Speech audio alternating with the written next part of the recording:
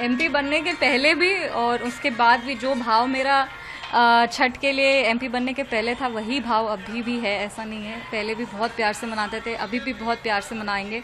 और मेरी माँ करती हैं छठ, मेरे चाचा हैं जो सिंगापुर से आते हैं सिर्फ छठ करने के लिए। तो एक कहते हैं भाव है, आस्था है, श्रद्धा है भगवान भास्कर के प्रति। और ऐसा कहते हैं कि कठिन व्रत होता है, हमारी माँ करती हैं, उनका हम सहयोग करते हैं और अपने आप को खूब सौभाग्यशाली मानते हैं कि प्रसाद भी बना रही है, माँ के साथ भी हाँ, बना रही है। हाँ। कितनी बड़ी बात है, क्योंकि बिहार वासियों के लिए छठ पूजा काफ़ी महत्वपूर्ण माना जाता है। क्या मैसेज भी देना चाहेंगी? देखिए, जब हम कॉलेज में थे तब हम सब काम छोड़ के छठ पूजा में वापस आते थे। जब हम मास्टर्स करे थे तब भी हम हमेशा छठ पूजा में वापस आते थे। छठ का महत्व सिर्फ शब्दों में बोल देना हमको लगता है कि वो पूरा जो पर्व है उसको इनकैप्सुलेट नहीं कर पाएगा। छठ एक भाव है, एक श्रद्धा है, एक सिर्फ पर्व ही नहीं है कि एक घर में हो रहा है। पूरे बिहार प्रदेश में बहुत अगर बड़ी मात्रा में कोई पर्व मनाया जाता है तो वो छठ है। अगर आप छोटा घर देखेंगे वो भी उसी श्रद्धा से करते हैं, और अगर आप बड़ा घर देखेंगे वो भी उसी श्रद्धा वही है। और उसी के साथ सबको हम छठ पर्व की शुभकामनाएं देते हैं। और हम आशा करते हैं कि जितनी भी छठ व्रतियां हैं जो ये छठ कर रही हैं, जितने अब तो पुरुष भी करते हैं, बढ़ चढ़ के सब लोग करते हैं, सबका व्रत अच्छे से पूरा हो, सबके घर में अच्छे से छठ बने और आने वाले समय में सबके घर में खूब बरकत हो। एक दुखद घटना भी हुई है छठ के समय ही, शारदा सिन्हा जो कि काफ़ी लोकप्रिय भी मानी जाती थी छठ गीतों के लिए, वो हमारे बीच नहीं रही, क्या कहेंगे? अभी भी हम लोग आप लोग आने के पहले शारदा सिन्हा जी के गीत को ही सुन रहे थे। उनके बिना छठ पर्व अधूरा है। अगर छठ पर्व को सही मायने में किसी ने सुर और शब्द दिए हैं तो वो शारदा सिन्हा जी हैं। उनको हम लोग खूब याद करेंगे, पर हाँ, अपने गीत से वो हमारे बीच हर पर्व में रहेंगी। अभी भी घर घर में उनके गीत बज रहे होंगे और उनके बिना ये पर्व अधूरा था और आने वाले समय में भी अधूरा रहेगा। छठ के समय क्या कहेंगे? देखिए, आस्था का और जिसको बोलते हैं ऊर्जा का ये पर्व है। और पहले तो हम जब छोटे थे तो मेरी नानी करती थी और हमारे यहाँ ही से होता था और बहुत कम लोग, लेकिन अब तो दिन प्रतिदिन लोगों में इसके छठ व्रत के प्रति आस्था है।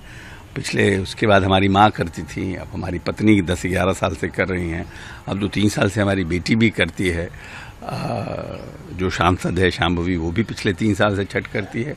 और मेरे एक सबसे छोटे भाई हैं जो सिंगापुर में रहते हैं, वो भी 2 साल से शाम्भवी को देखा देखी वो भी 2 साल से छठ कर रहे हैं। तो हमारा पूरा परिवार पूरी तरह से छठ भगवान सूर्य के प्रति समर्पित है। और मैं समझता हूँ कि अकेले ऐसे भगवान हैं जिनको हम लोग देख पाते हैं। सब परिवार प्रसाद भी आप बना रहे थे, तस्वीरों में नहीं, पूरा जो होता है ना, एक फैमिली का रियूनियन है। सब एक तरह से जो जहाँ भी हैं, हमारे बड़े भाई के बेटे हैं, उनकी होने वाली पत्नी भी आई हुई है, सब पूरा जो है। और जिसको बोलते हैं कि भगवान सूर्य ही ऐसे देवता हैं जो पूरे पृथ्वी पर समान रूप से सबको अपना आशीर्वाद देते हैं। अगर खाली ये करिए कि अगर 3 दिन ठंड में कुहा हो जाता है, भगवान सूर्य उगते नहीं हैं, तो लोगों को परेशानी हो जाती है कि भाई अब कब सूर्य भगवान, अब आज सूर्योदय नहीं हुआ, आज सूर्योदय नहीं हुआ, 3 दिन हो गया सूर्योदय नहीं हुआ। सोचिए कि पूरी पृथ्वी पर समान रूप से अपनी ऊर्जा, अपनी ऊष्मा को देने वाले आराध्य हैं। और ये तो आदिकाल से भगवान सूर्य की आराधना हो रही है। और आज तो हमने कहीं एक आर्टिकल देखा है आचार्य किशोर कुणाल जी का, किसी अखबार में, हिंदी के अखबार में, हिंदुस्तान या दैनिक जागरण में, कि कैसे गुप्त काल से लेकर कब कब उनका है और कैसे हमारे पुराणों में षष्ठी देवी की चर्चा है, जिसको अब हम लोग छठी मैया कहते हैं। जैसे है, बहुत से लोगों को ये रहता है कि हम तो भगवान सूर्य को अर्घ देते हैं, उगते हुए सूर्य और डूबते हुए सूर्य को, तो छठी मैया इसमें है। तो उन्होंने पूरा एक्सप्लेन किया है कि अपने पुराण और श्लोकों के माध्यम से कि कैसे षष्ठी देवी जो हैं उनका कितना प्रभाव है, संतान देने वाली, देवी हैं और सब लोग अपनी अपनी खुशहाली के लिए अपने भगवान सूर्य का आराधना करते हैं। एक दुखद घटना भी हुई है, छठ पूजा का समय है और शारदा सिन्हा हमारे बीच नहीं रहेंगी। अशोक जी क्या कहेंगे? देखिए, शारदा सिन्हा हम लोगों के जीवन से कभी जा ही नहीं सकती। ये बात सत्य है कि वो पुण्यात्मा थी।